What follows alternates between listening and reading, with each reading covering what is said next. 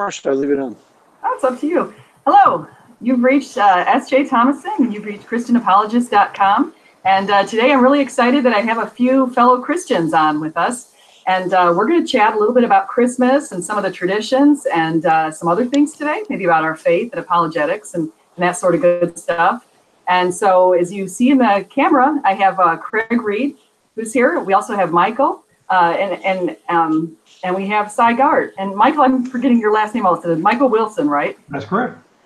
Michael Wilson and Cy Gart. So we have three people. We're all from the United States. So we're going to talk a little bit about some of the ways that we practice practice Christmas and go from there. So I'm going to turn it over to Michael first, because he was the first to arrive here to maybe share a little bit about his background and go from there. Thank you. I live in Dallas, Texas, and grew up in the Atlanta, Georgia area. Have been a practicing Christian, following the Lord since I was 12. My Blessed Mother helped lead me to Jesus, so thankful for faithful, God-fearing mothers. I am a consultant in the technology field. Have a bachelor's degree in religion from Mercer University, which is both in Atlanta and in Macon, Georgia, and have been studying Greek for 40 plus years, but profess no great scholarship capabilities. So faithfully blog several times a day. Some of them just, here's my devotion kind of approach, and then some of it is around what I would call teaching. So honor and privilege to be here and be able to share today. Excellent. Well, thank you. And let me go over to, actually, Craig, you might want to, can you mute for a minute just for the background? as soon as I can see. Okay. So you can get to that. Okay, because I just wanted to try to clear it up. Now, Cy, would you like to share a little bit about your background? It's different than Michael's, so. Well, yes, it is. I have been a Christian for about 15, 20 years. I was brought up as an atheist, never celebrated Christian at all as a child, Christmas as a child. Never had a tree. My parents were very militant atheists, and they didn't want anything to do with anything religious of any kind. And I became a scientist, and then in my 50s, in middle age, I eventually became Christian, and I was actually baptized only about 6 years ago. So I'm a fairly recent convert to the faith. So my first Christmas where I actually had a tree and celebrated Christmas was probably about 20 years ago, when I, in my second marriage to a Catholic woman, she had a small tree, and that was the first time I'd ever seen one. Now, of course, I do all the regular stuff, have a tree, give presents, say Merry Christmas to people, and it's very nice. I like it. Yeah, I like that. That's great. So, and I actually retweeted something you put out there today that say that you found that there have been signs, if you had been realizing when you were an atheist, that some of the signs that God has given. Oh, yeah. There were many all along my life. This was an answer to one of the atheists on Twitter who said, why is God hiding from the world? Why can't we find him? Why isn't it obvious that he's there? And my tweet was that God is not hiding. He's actually easy to see if you have the eyes to see and the ears to hear, so to speak. And I felt that in my own life, not while it was happening, but once I became a believer, I thought back to several instances where God was calling me, maybe even yelling at me, and I just wasn't paying any attention, or I didn't believe it, or I thought it was just imagination, or all kinds of excuses.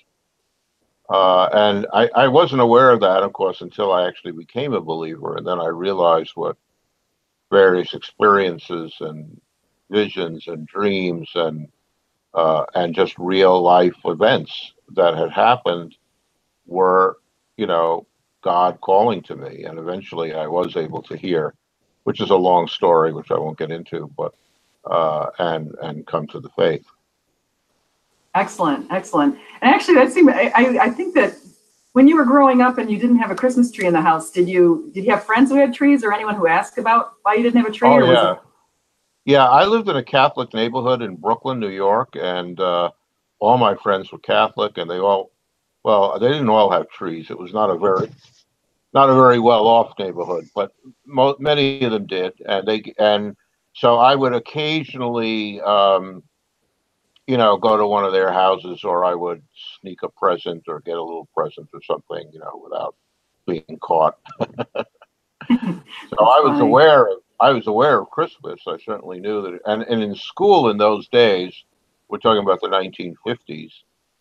In the public school, there were prayers, and we sang Christmas songs, which I guess is not allowed anymore. But in those days, at least in Brooklyn, where I was living, that was the norm. So, yeah, I got exposed to Christmas songs. I didn't quite understand what they were about. I didn't know what Blessed Virgin meant. I mean, there were a lot of words in Silent Night which I loved. I loved the song. I just didn't know what it meant, what it referred to.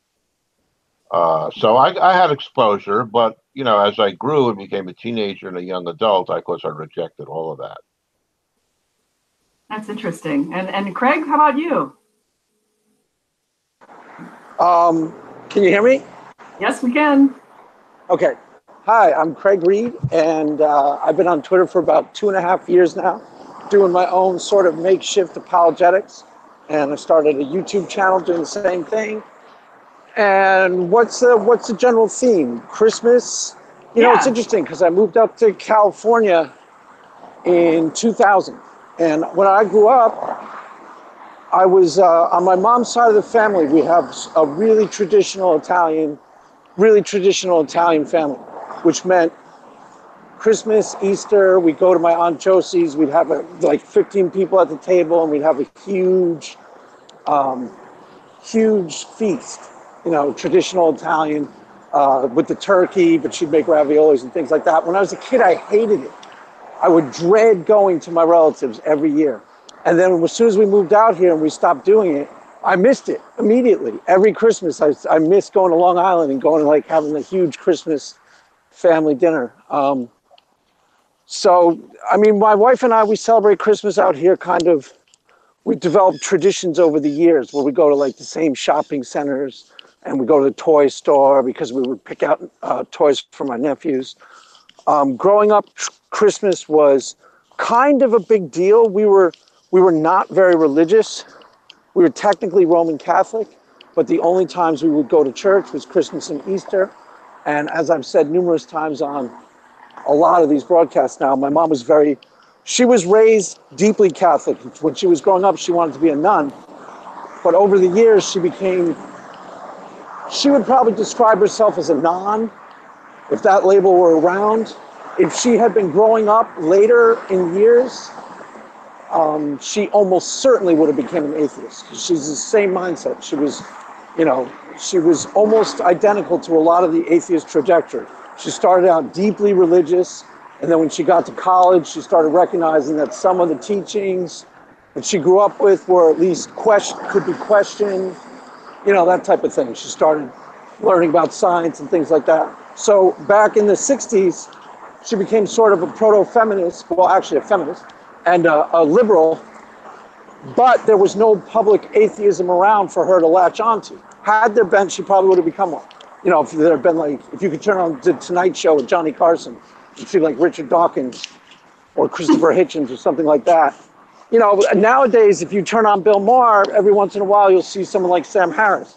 So there's atheism is a lot more, it's not necessarily really prominent, but it's a lot more accessible to a mainstream person. Back then, it just wasn't. There was no such thing as an atheist necessarily. Even in the town I grew up in, which was really secular and really liberal, there still wasn't any such thing as an atheist. Like, psi is relatively rare. I mean, I guess that's about it. Can you hear me? Should I mute sure. until I get to? Yeah, you might mute when you're not talking. Yeah, I think I'll mute until I get to where I go to the library and it's quiet there. Okay. Okay. Yeah. Bye. Well, thank you. Yeah, And let me just say, Craig is right. I mean, I didn't even know that I was an atheist. I didn't know the word. The reason that my parents was so strongly atheist was that it was political. They were actually members of the American Communist Party at one point, and they were very, very pro-communist, very left-wing. And along with that came, a sort of a hatred of religion. So they were actually very unusual. They had some friends who had kids, and I knew some of them, but when I used to tell my Catholic friends that I was an atheist, they didn't know what I was talking about. And I didn't really understand the term either, because I didn't know what God was. So I didn't know what to not believe in. It's like it was all kind of weird. yeah, so you were I looked at some stats, and I actually saw the Pew polls basically said around 96% of people said they believed in God in the late 40s in the United States, and now it's down to about 86% from the Pew poll. So you were relatively rare at that time. Oh yeah, very rare. Yep. So yeah, so Michael, going back to one thing you said, I didn't really note at the time, but you mentioned something about 40 years of Greek. And I noticed that in your Twitter handle, you actually have some Greek letters. So is that all part of that? Did you learn Greek so that you could look at Greek versions of the New Testament? Yes, I did. When I was studying in college, I had a major in religion, but studied Greek for four years to read the Bible in Greek itself. And yes, and so my Twitter handle, I put in parentheses my name in Greek to emphasize that. And I occasionally like to publish things. Here's the Greek. It just helps me as I read and try to understand the scripture to be able to dig deeper and understand the original language. That's interesting. So if you were to pick a version of the Bible that's in English that you think is the best representation of what the Greek was, which version would you pick? Or have you thought about that? Well, I thought about it. I tend to use parallel versions so that I'm seeing, and I switch between them occasionally. Right now, I'm reading a lot in the Christian Standard Bible, which tends to be kind of in the middle.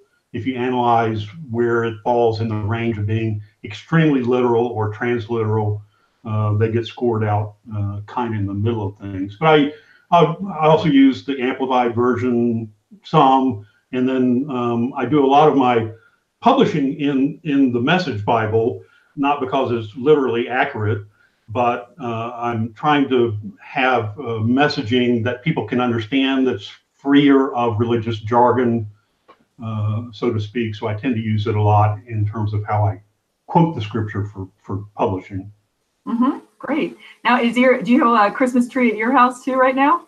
Yeah, grew up with having Christmas trees and traditional Christmas celebrations. Where I grew up, we had a mix of, most people were Christian, but we had a heavy Jewish contingency because there was a synagogue near our house, and Greek Orthodox.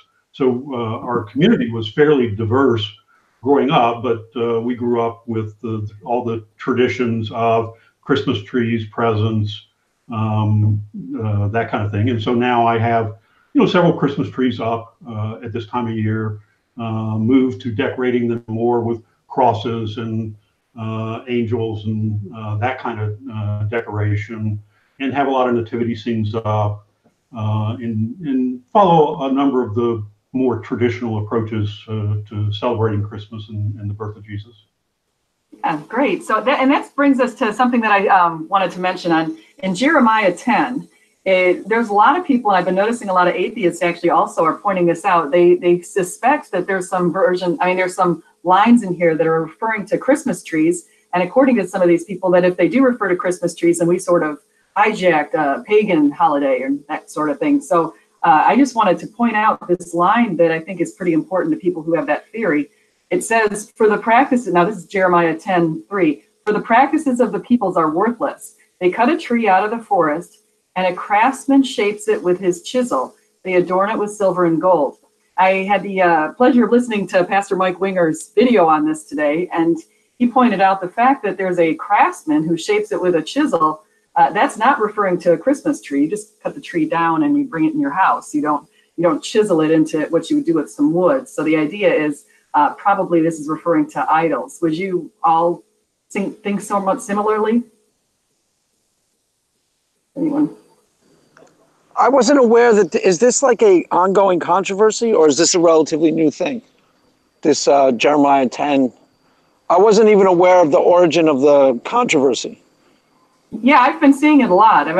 People have been tweeting it. So, I mean, I don't know. I hadn't heard it last year. I can say that. So.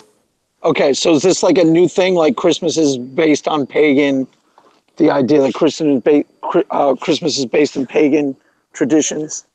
This is like one of those type of things that's people are kind of like latching onto, is like, it sounds like what Mike is saying is legit. I don't know. Sai, what would you say? I mean, I've heard this. I mean, I used to say this when I was an atheist. It was one of the arguments that we all learned.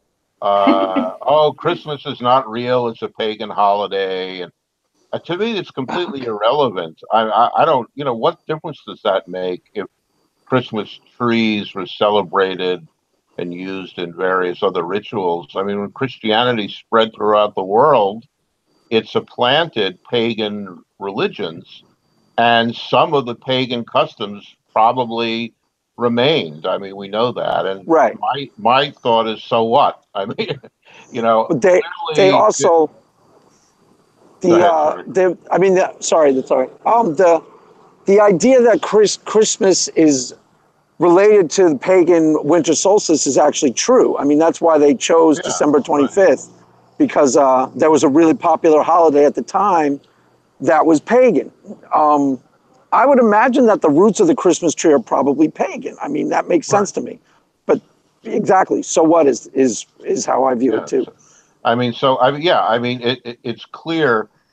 I mean, at least in my case, and I think in most Christians who are, who go to church, there's two Christmases. There's the birth of Jesus Christ, which is the reason for the holiday, which we celebrate, in a religious Christian sense. And then there's the tree and the presents and the dinners and the family reunion. And it's good to bring Christ into that celebration as well. But it's more, it's not just a religious holiday anymore. It's a social holiday. I mean, and it's Santa Claus and all the elves and the reindeers all that stuff.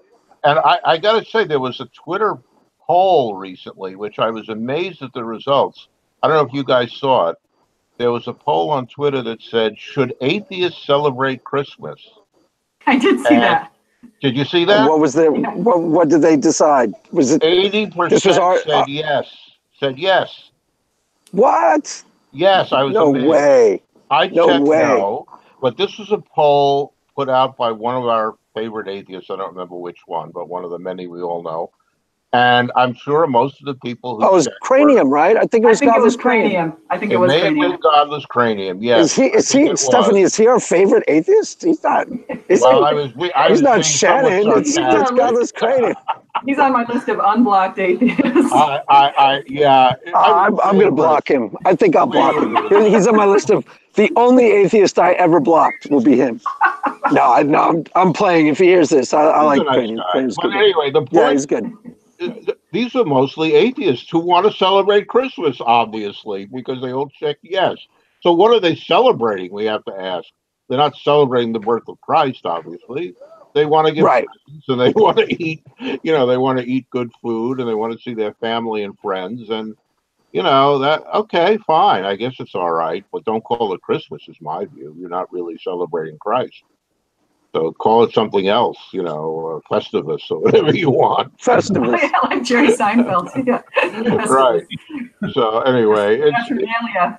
this whole tree thing to me is a non-issue, and you know, I don't care. I mean, it's What's the actual controversy, Stephanie? Is it that the tree is pagan roots, or Yeah, are some there people think the someone's tree trying to say it's really Christian? is I mean, people something have that found distracts some from Jesus. right. People have found Christian symbolism to kind of tack on to the Christmas tree over the years, but I'm pretty sure the roots are pagan. I'm pretty sure it was a German. It comes from Germany. I'm pretty sure it was a tradition related to the winter solstice. Like it represents, you know, evergreen tree, the springtime, eternal spring, or something like that. So I don't know for a fact. I'll listen to Mike's video, but Yeah, I've been trying to how do figure you? out where the tree came from. I've been hearing theories, but it seems like nothing is in stone as far as that. I read up on Martin Luther. There was a tradition surrounding the idea that Martin Luther went out and cut a tree down, and he was one of the first. But I don't know. I'm not sure.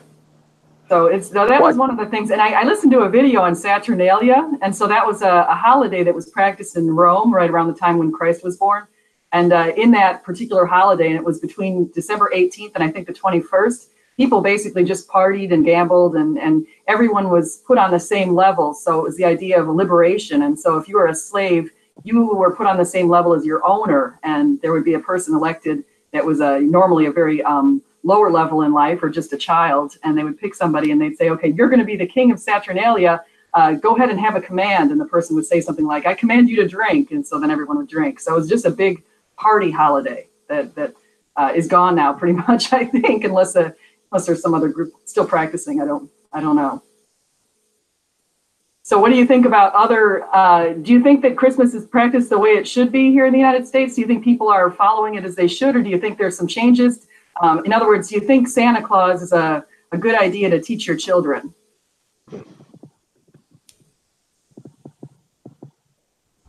I'll take a shot at that. I am concerned about the heavy movement in materialism as it relates to a holiday. So I'm fine with Santa. I think that's, you know, a great thing for young children. They love it. And so I don't see anything wrong with that, but I do get a little concerned about the heavy emphasis on the material aspects of the holiday as opposed to the true nature of the holiday around the birth of Jesus, our Savior. So I think we do need to be a little careful about our messaging around it and the aspects that we promote, particularly as our culture, at least in the United States, is moving much more secular and humanistic and atheistic. You know, the data you described is showing, you know, we're sliding in another direction. And so I think we need to tighten up our messaging. That makes sense? Oh yeah, that does make sense. And I agree completely. I just, you know, a little buying presents is fine, but some of the, you know, as Michael just said, some of the really heavy marketing and commercial things that go on gets annoying, and people tend to forget what it's all about. And I think it's important to remind them. I also have to say that I find the whole idea of not saying Merry Christmas to people is kind of ridiculous. You know, the whole Happy Holiday thing. I mean, Yeah, PC run amok. I think it's crazy. And, you know, I deliberately don't say Happy Holidays because I think people should remember that if they're saying Happy Holidays, they're basically talking about Christmas. There are other holidays, Hanukkah, Kwanzaa, whatever. But, you know, the holiday season is the holiday season because it's Christmas. And to ban the use of saying Merry Christmas to me is ridiculous. I'm opposed to that idea. And I think if we could say that more often, you know, even to atheists, I mean, obviously they want to celebrate it. So why would they object if we say Merry Christmas to them? So you know, I make a point of saying that to people. I do too, actually. And To I think remind them this is what it's about. Yeah. Yeah, I do too. And I also, but I do say with my coworkers, I have a couple of coworkers who are really good Jewish friends, and to them I say Happy Hanukkah, and they say Merry Christmas to me. Yeah, So exactly. What's the big deal? Right. So on the first question you asked, first of all, Santa is evil. Santa is an anagram for Satan. No, actually, Santa was a tradition from origin of Santa. It started in the department stores as a marketing gimmick, and it started with That's the true. night That's true. the night before Christmas. A visit from Saint Nick. That was one of the first things where the popular myth of Santa Claus got started. But in terms of the religion of how we celebrate it, we're doing better than you think. Like people, it's a very secular holiday and it's very commercialized. First of all, I think that's kind of fun. The fact that you go to like a mall and everything's done up. I used to work in a department store and it was really fun at Christmas time that it was like the big, selling part of the year. But when I first moved out here, I wasn't a Christian and we still would celebrate. We went to a church on Christmas Eve. We went to the Bel Air Presbyterian Church. And I remember very specifically, like the lighting of the candles at Christmas Eve and like the whole piece of the night, that really, really was one of spoke to me a lot in terms of the real meaning of Christmas. Like I wasn't expecting to care about it at all prior to me becoming a Christian. And just going to church on Christmas Eve and the celebration was so nice. And then they light the candles at the end. That was a big thing and actually kind of pushing me more towards becoming a Christian because it spoke to me. Just so that's that.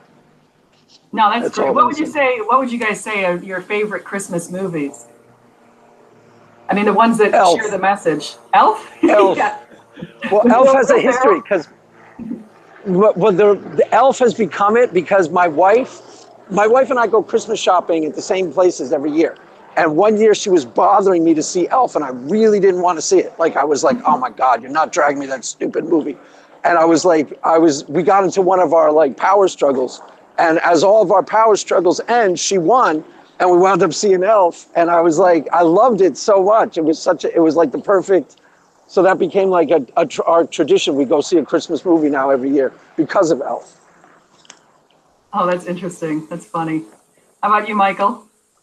Oh, It's a Wonderful Life is my favorite. I watch it every year. I That's love that one classic. too.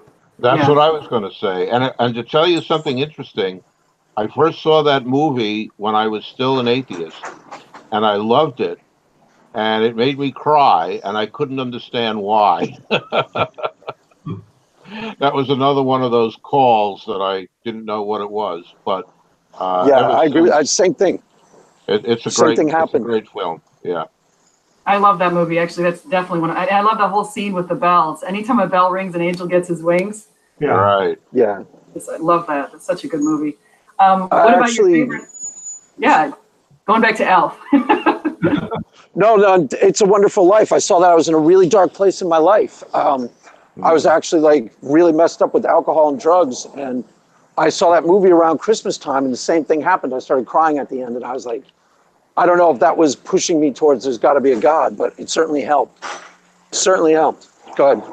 I want to say thank you to the people in the audience. I see Cameron is putting in Charlie Brown Christmas, and Ben is putting in Christmas Carol with Alistair Begg as Scrooge. So we've got a couple other options here for other movies to consider. So I think I've seen that one. I mean, I don't think I've seen that. Stephanie, I'm sorry to say this, but I gotta go.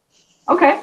Well, but Cy, thank you so much for coming on. Yeah, sorry about that. Okay, Merry Christmas to everybody, Merry Christmas, Merry Cy. Christmas. and have a great Happy New Year. holidays.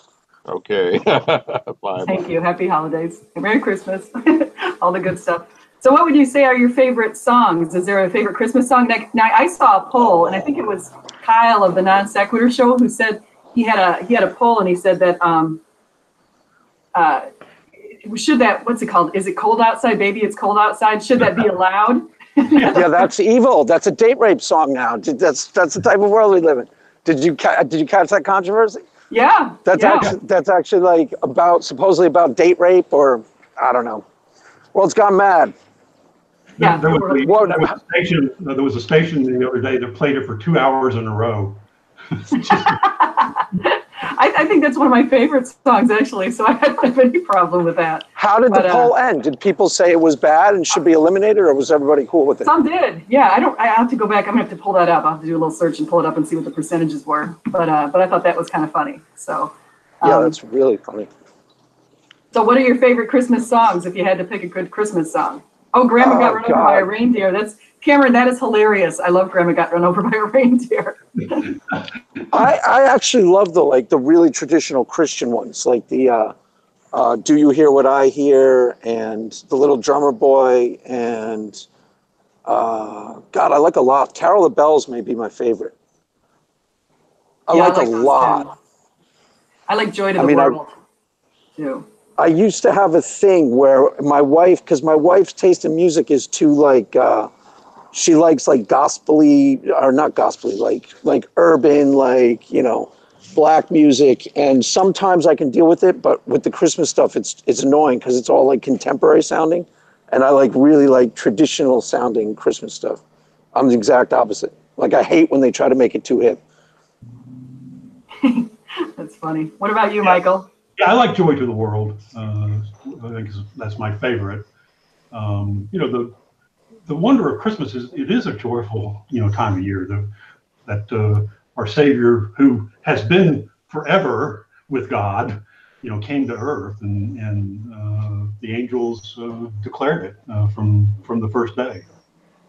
Yeah, I like that. Actually, the church I go to, what I like is the very last song they play every time when we're marching out of the church is Joy to the World. And it's absolutely beautiful. It brings tears to my eyes. And I see Sonia says Little Drummer Boy, and Ben is saying Little Drummer Boy. Emmanuel. So we got a couple people. Oh yeah, that's a great one. That's another one. All those like old-fashioned Christian ones, like oh Little Town of Bethlehem, O Come Emmanuel. I like all those. Those are great. Adam does. Essie says, "I Want a Mistress for Christmas" by AC/DC. I don't actually know that. That's weird. I mean, I know all the like famous, like I actually like some of the, like I like the Run DMC one, Christmas in Hollis. That's pretty fun. And the John Lennon one, that's good. What's John Lennon one? Happy Christmas, I think it's called. I think it's called. Those are Come All You Faithful, Cameron's saying. So I mean, we have a lot of really good songs. And actually, one of the reasons why I asked that question is because I think sometimes songs, I think, can bring people closer to God in a way. It can be a spiritual experience in some ways when you listen to some of these songs and it just really touches your heart. Oh, totally. Totally. So I'm looking in the audience. I want to see if you guys in the audience have any questions or you'd like to see anything discussed here today. So feel free to type anything in there if you're ready. Do you guys think the idea, here's one fear that I've always had with Santa Claus. When I told my kids about Santa Claus, told them that Santa Claus wasn't real, actually, I wanted to jump the gun so their friends didn't tell them and they didn't think I was lying to them. So I told them probably when they were about in the 4th grade, I think. And my one son was so upset, and my sister just told her son, and he was extremely upset. And it's the idea that we kind of have been making up this story, and then you tell them it's not real. It might go to them, it might go back to the idea of Jesus. And they might say, well, maybe everything they're saying, maybe Jesus isn't real either. So I do think there's a little bit of a fear with that kind of thing. Go ahead. Go ahead. I was just humming. I don't have anything interesting. I've seen that and heard that. There is that, I think, concern out there. But, you know, when we told our kids, they said, no, we already know. So it wasn't a big shock to them. They enjoyed the fact that we continued to pretend. I told my son because he was thinking that Santa was getting credit for all the gifts that we were giving him, and he kept thinking that Santa was going to get him even better gifts than we could give him. So he was out there mailing letters to Santa that he wanted an Apple computer, and I was like, well, Santa can't afford an Apple computer. Like, Santa can afford everything. I'm like, no, definitely not an Apple computer. Santa can't afford it. So that's where some of that came from. I don't actually remember the before the time where I found out Santa wasn't real. I don't ever remember a time where I thought he was. So It's hard for me to say. Like I remember my earliest memory is being in like first or second grade, writing a story about figuring out that Dad was Santa. So I knew that Santa wasn't real in second grade, but I don't remember anything before that. I don't remember, ever actually thinking he was real. So I don't know. Maybe I was never taken in. I don't know. Maybe I was skeptical, Stephanie. I was skeptical back when I was in kindergarten. I was skeptical. I was like, "You guys got any evidence? You got any evidence for Santa?" That's funny. What about? I was like, I was way ahead of the curve in kindergarten. I was like, you provide some evidence. If you think this Santa Claus character is real, you guys got to, and you can't use Santa myths to tell me that Santa's real because that's tautology. That's what I was saying to them in kindergarten. No, go ahead. I'm sorry. Very wise 5-year-old, right? Yeah, I was way ahead of the curve. I do see a lot of atheists who'll say something like, well, when I was 9, I was 9 and I figured it all out. I knew at that point there was no God. And I think, what life decision could you make at the age of 9 that you would actually want to hold to? You know what I'm saying? Right. So, Sonia is, I'm sorry. Sonia is asking about favorite food or desserts or drinks. Is there any sort of favorite food? All of it. All of it. I like it all. Everything at Christmas is like, my wife makes the creamed onions. That's killer. That's so good you can't even deal with it. And stuffing. The stuffing that she makes is fantastic too. Go ahead. Somebody. That sounds good. Yeah. My mother-in-law is downstairs cooking cookies right now, Christmas cookies. She's visiting us. Yeah, well, I ended my diet a week ago, so. But yeah, that works. The Italian traditions around Christmas eating, and big fan of the Italian Christmas meal. So yeah, my Aunt Josie was like the best cook ever. We'd have like the 10-course, all homemade. She would actually make raviolis along with. We'd have the traditional turkey dinner and stuff like that, and her raviolis were killer. But that's not really necessarily Christmassy. It's Italian Christmas, fantastic. Right? Yeah, well, in traditional Italian, my mom said they used to get an eel on Christmas Eve, and they'd keep it in the bathtub. And really? They'd kill an eel on Christmas Eve. Those was like ghetto Italians. So I guess an eel was like a big deal. Yeah, I'm serious. It was like poor neighborhood in Boston. So I think an eel is like a really big luxury that they could only afford at Christmas Eve or something.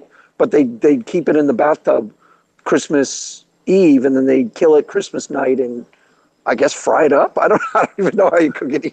Oh, wow. Now, I've had eel and sushi, but I haven't had it any other way. Wow. So Iron Cheerleader says that they like baby back ribs. He says atheists like baby back ribs for Christmas.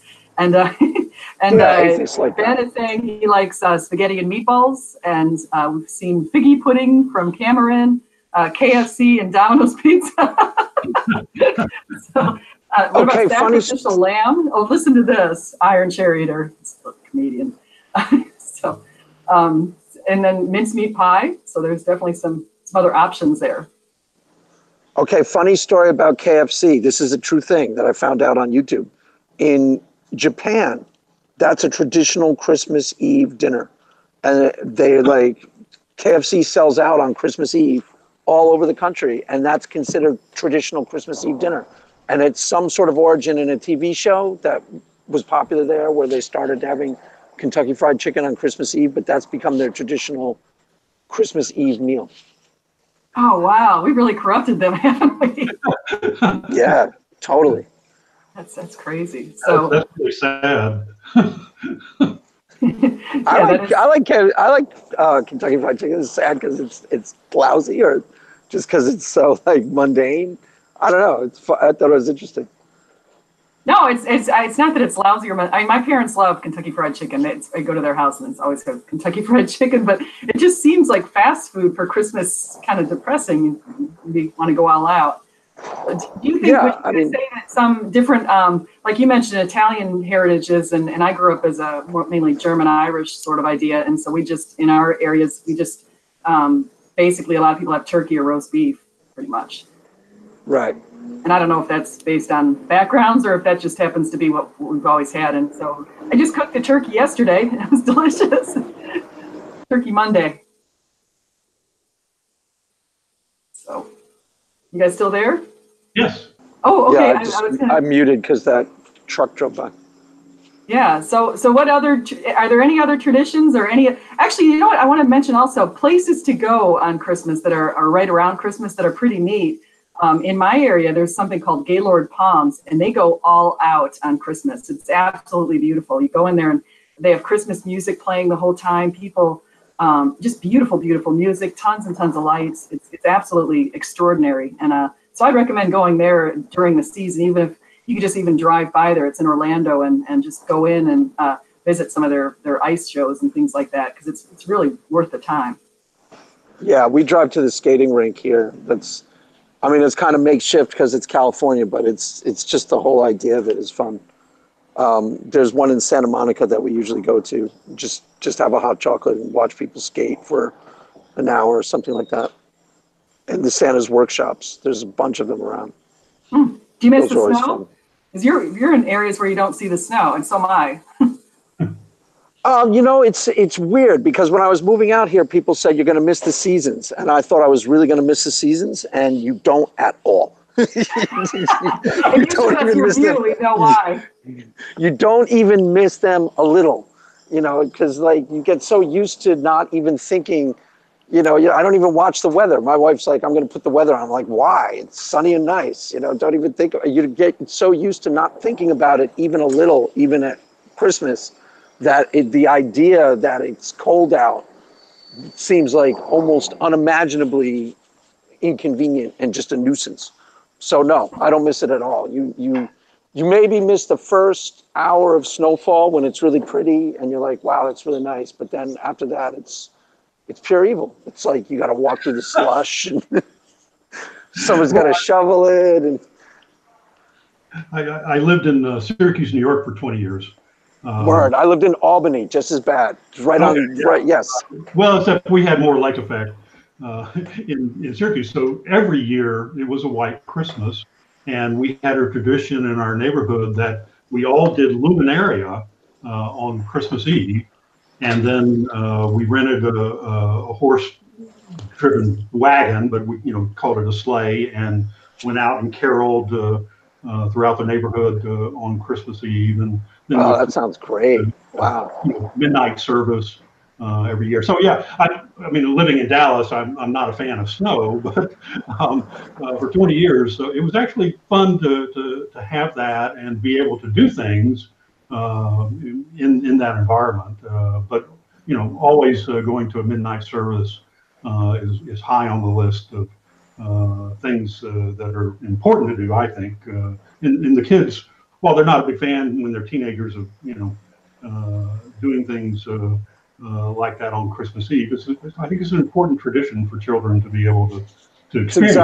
It's exactly what I started off with. The things like that speak to you deeper than you realize. Like when we used to go to my aunt's on Christmas Eve and have that traditional family dinner.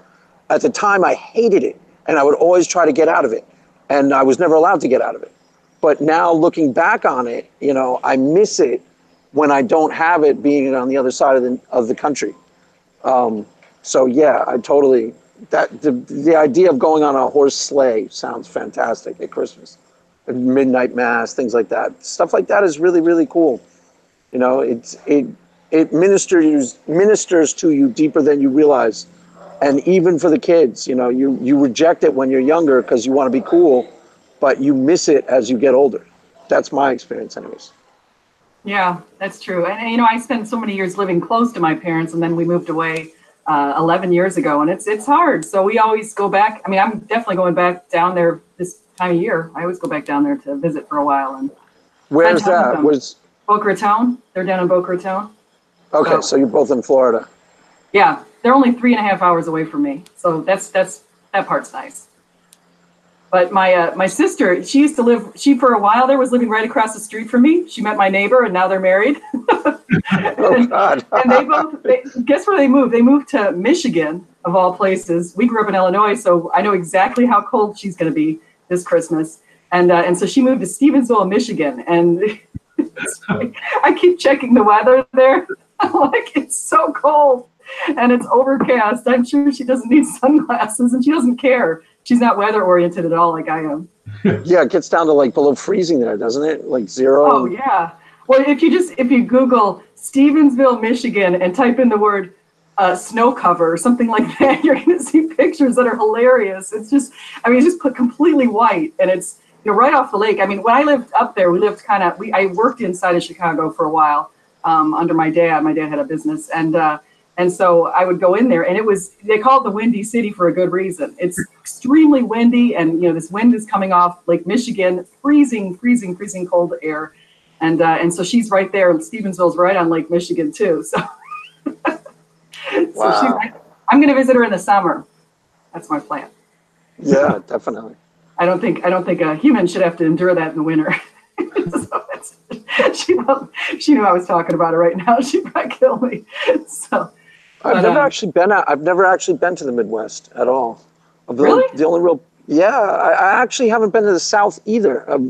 Mostly New York and California. Like I've been places in the world, like Europe a lot, but I never really made a point of traveling within the country. Never thought I was interested until I moved out here. So no, I've never been to the Midwest. I want to check it out. I want to go to Chicago. Chicago's really neat. I would recommend that. I love Chicago. So, but and I haven't actually I haven't been to Michigan, so this will be my first time to Michigan when I do go visit her. So that'll be nice. Yeah. I've been to Wisconsin's beautiful too. I would highly recommend Wisconsin. Well, I mean, growing up in New York, when you travel, you think Europe, because it's relatively easy to get to Europe, just as easy as it would be to get to Chicago in a sense, So you want to go to Italy or France rather than Chicago or Illinois or whatever. So Yeah. I guess that's why I've never gone. I don't know, I've just never done it. That reminds me of I was just thinking about Renee, our friend Renee, Renevelation. Remember Yes. him? Obviously. Uh-huh. Yes, I do. He's Is he here? in Germany. No, every once in a while he'll post pictures and things from Germany, and I was just thinking of how beautiful. I love Germany, and I was thinking about how beautiful that is, and it must be right around Christmas time, just incredible in some of those places where the buildings are old, the castles. The German Christmas markets are the coolest things. I always zone out on them around this time of year. They're really, really famous. The most famous one is in Nuremberg. And it's it's this whole tradition where they set up these little shops and they have a whole market in the old town square. You should check them out on YouTube. They're fantastic. They're famous. Yeah, that's exactly why. The old Gothic churches and the old medieval, whatever it's called, medieval architecture mixes perfectly with Christmas time stuff. It'd be neat. I just see Cameron saying that he grew up in Canada. If there isn't at least a foot of snow on the ground, he's disappointed. Yeah. So, Michael, have you been over to any places in Europe? Yeah, I've been to Germany, Austria, France, Great Britain. We had 3 exchange students from same German family for 3 years in a row. Oh, that's cool. Yeah. Wow. And from where? Where were they from? They were from Berlin. Cool. The father was head of nephrology for the University of Berlin and was able to place his students. So we took the first one, it was for a full year, and then we had 2 more after that. And so we developed a great bond and friendship, and they invited us over. He took 2 weeks off of work to help tour around that whole area. That's great. I did that when I was in 9th grade. I went to Paris, stayed with the French family for a month. Wow. I went to 2 places, actually. Yeah, I went to the south of France, stayed with the family in the south of France, and then I stayed with the family in Paris for 2 weeks. And then they came over the year after, I think 2 years running. The kid came by. It didn't work out too well when the kid came to visit because we were just culturally, I had turned into this really psycho, rebellious, drug-addled teenager. And we got him in all this trouble. I don't know. It's hard to explain. There are a lot of fun stories. We took my friend's car. We stole my friend's father's car. Oh, and no. somehow, and he drove because he had a license because he was older than us. He was 2 years older than us. So he got in trouble with my friends. I don't know. It's hard to explain the whole story, but He never came back because it was too crazy growing up. But it was fun. It was a great experience when I was in ninth grade. Forget it. Going to Paris was awesome. Yeah, that would be. Stayed with the That's family. really neat. So did either of you do the traditions where you put shoes out on December 6th for St. Nicholas to fill? No, I didn't even know that growing one. up? No, No. because I know that in some Catholic homes, and that's what I grew up in a Catholic home, we did that. And I haven't done that with my kids because I kind of forgot about it. And but we used to do that. We put our shoes out in front of the door, and then St. Nick would come by, and the sign was if you filled them with candy, then you'd been very good. And so it's likely you were going to get presents at Christmas. But if you put a lump of coal in there, which usually was a charcoal briquette, then you were bad. And you had to shape up before Christmas. That's where that comes from. A lump of coal. I never. There's a lump of coal in the stocking. That's like a famous phrase, right? Christmas time phrase. Yeah. I guess that's where it comes from. I've never even heard of that tradition. Yeah, so I've had friends say that now my parents never gave us the lump of coal, but I have friends that say that their parents did give them a lump of coal. And Actually, can you imagine how heartbroken you'd be if you got a lump of coal? It's like, oh my gosh, I better change. And then if it turned out that you didn't improve by Christmas time, you're only going to get a lump of coal at Christmas. Oh, wow. Wow. So that's funny. Do either of you guys hang stockings too? I'm just seeing Smitty say Yeah, stockings.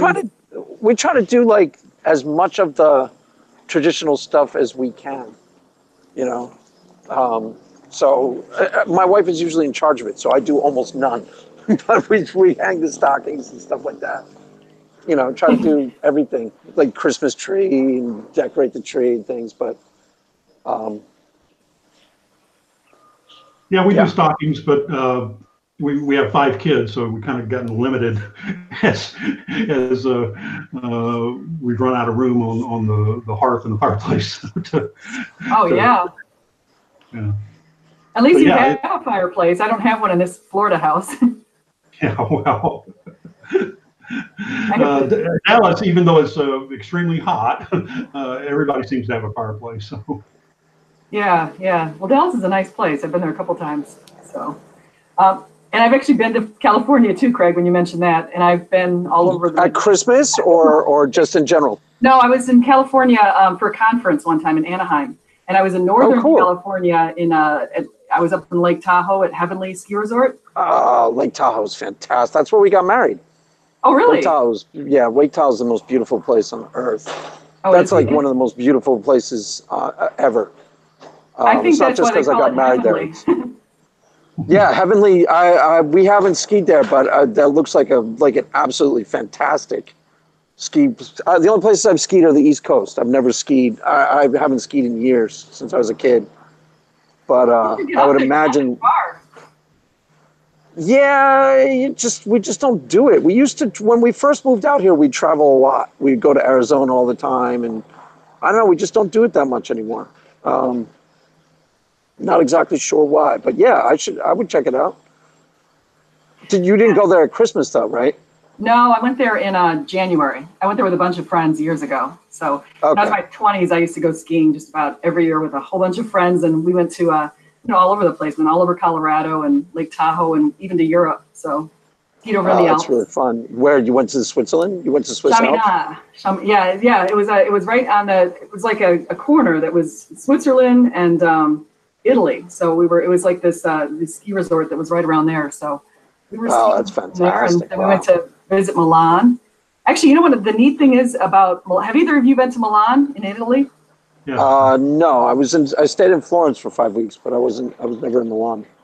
There's a beautiful, beautiful church called the Piazza Duomo in Milan, and I'll never forget and I think when we talked about listening to Christmas music, it's kind of like you go into this church and the experience is overwhelming. I mean, it's so beautiful. The architecture is so amazing that it just is breathtaking.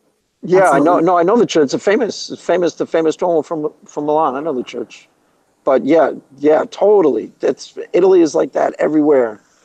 Just about everywhere you go. One of the first, when I was in Florence, we drove to San Gimignano, which is like a small little, it's kind of a touristy place, sort of, but it's a little bit more off the beaten path. So it's like a small medieval city. It's about an hour away from Florence, and we spent, I think, 2 nights there. And it's the same idea, but the church in the middle of the town was, it's like there's a, where you see all these frescoes and they're original, painted where they were originally. They haven't been moved, and they're like, you know, all these Renaissance masterpieces in the actual, you open the door of the church. You know, it's the church itself. It's mind-boggling. It was like one of the coolest things I've ever seen in my life. So I'd imagine the Duomo in Milan is the same idea. You know, where you're seeing something painted in its original context. Like a famous artist was commissioned to paint right there on the wall. You know. Yeah, that's really cool. It does remind me of. Have you ever you've heard of Max Weber, right? Although you probably pronounce it Weber. From Germany, and he basically said something kind of interesting. He was looking at Protestantism versus Catholicism, and he said that a lot of the Protestants in the northern European places would build very small, very quaint churches that were sort of bare bones. But then he noted that it differed from the way that the Catholics would erect gigantic, beautiful things like the Piazza Duomo. And so I always thought that was kind of interesting. And I used to think, oh, the Protestants are so thrifty. There's such a good plan. And I'm a Protestant now going to a kind of a small, bare bones church. But I do have to say, I love those big churches that are so beautiful. Yeah, I like them both, though. You know, I definitely, there's something to the Italian. Well, that's Italian. We do everything bigger and more grandiose and more elaborate than, you know, and especially if it's your house of worship, you got to make it the biggest, most beautiful, most, you know, elaborate. But I like those small little country churches too, you know. So I'm torn. They both have their moments. Because when I was at Christmas time, actually, we went to my wife's aunt and uncle in England, and we stayed with them. I think it was the first year I was dating her, and so we had a traditional English Christmas. And I remember we were driving, and we stumbled upon this like small, broken down little country church from like the 1600s, and it was like the coolest thing I'd ever seen in my life. We just walked around like mesmerized, taking photos. So yeah, I'm torn. I'm torn, Stephanie. They're both cool. I like them both. They appeal to you in different ways. Yeah, totally. But they both have an appeal for sure. Well, so anyway, do you guys want to, should we wrap up? Should we maybe make some final parting comments? Sure. It's up to you. We can wrap up. Sounds good. How long have we been here? An hour? About an hour, yeah. So you want to say, maybe just, if you could share with the viewers where everybody can find you guys. If they want to, if you have, and I don't know, Michael, if you have other websites besides what I know on Twitter, you probably do. So. Yeah, I actually have 4 blogs, so I won't mess things up by trying to promote all of those. But if you follow me on Twitter or look me up on Twitter, it's MWW@home, and then you can link to any of those. I come back to the Apostle Paul in Romans.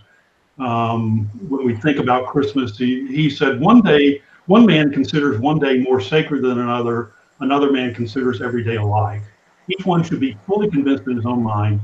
He who regards one day as special does so to the Lord. And so I think that's what it's all about. We celebrate Christmas, but we do it for our Master Jesus, and that kind of supersedes everything. If you don't believe it, then that's fine. Yeah, I like that. And Jesus is the reason for the season, right? Yes, he is. Absolutely. How about you, Craig? Yeah, my name is Craig Reed, and you can find me on my YouTube channel, Craig Reed, The Christian Response. And you can look me up on Twitter if you want to. I don't know what we're going to talk about. You can tweet me if you want. I'm on Twitter. And this was fun, have fun. It's Christmas time. Everybody, yes, Jesus is the reason for the season, but it's a season of making merry and enjoying yourself with friends and family. So have a good time. Yeah, I agree. And actually, if you guys send me your, I'll get your links and I'll post them on this video so that people can also just click on that to find you. Yeah, so cool. You can do that too. And you can reach me here. Hopefully you'll subscribe, and if you haven't subscribed already. And also you can reach me at Twitter at LEAD1225, or you can reach my blog, which is Christian-apologist.com. So I really appreciate everyone coming in here. Smitty, Sonia, I see you're still here. Cameron had to get going, but we had a pretty good group of people for a while they're listening. So I think we had a nice, lovely chat at a good time of year. Cool. So thank you, everybody. I'm going to go ahead and sign off. Thank you. Okay. Merry Christmas. Fun. Merry Christmas.